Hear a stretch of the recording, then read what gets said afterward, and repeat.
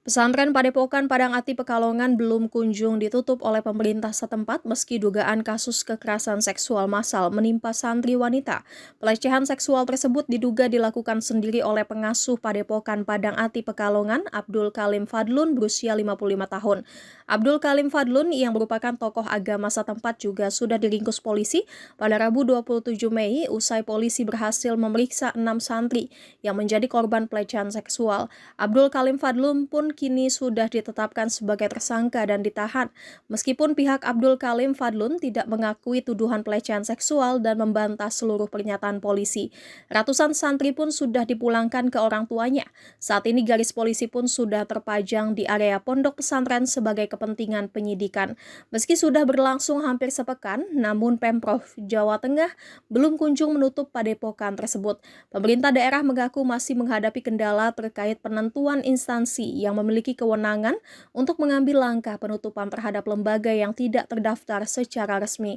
Kepala Dinas Pemberdayaan Perempuan dan Perlindungan Anak atau DP3A Jawa Tengah, Emma Rahmawati, mengatakan hingga saat ini belum ada kejelasan mengenai organisasi perangkat daerah atau OPD yang berwenang melakukan penutupan, di mana karena padepokan tidak berizin, maka Kementerian Agama merasa tidak berwenang menutup padepokan, sehingga saat ini dikoordinasikan dengan Dinas Sosial dan Kesbangpol atau Satpol PP.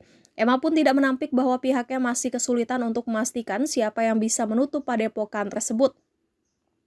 Meski demikian, aparat telah memasang garis polisi di area padepokan sebagai bagian dari proses penanganan kasus yang sedang berlangsung. Di sisi lain, pemerintah memastikan para korban yang telah melapor mendapatkan pendampingan.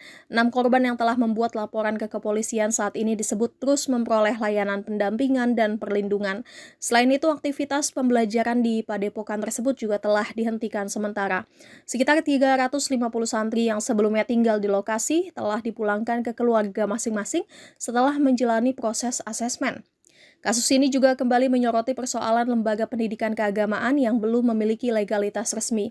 Menurut data yang disampaikan DP3A Jawa Tengah, jumlah pesantren yang terdaftar di Kementerian Agama masih jauh dari perkiraan total lembaga serupa yang beroperasi di wilayah tersebut, di mana hanya ada 5.500 pesantren yang sudah terdaftar dari 10.000 lebih pesantren.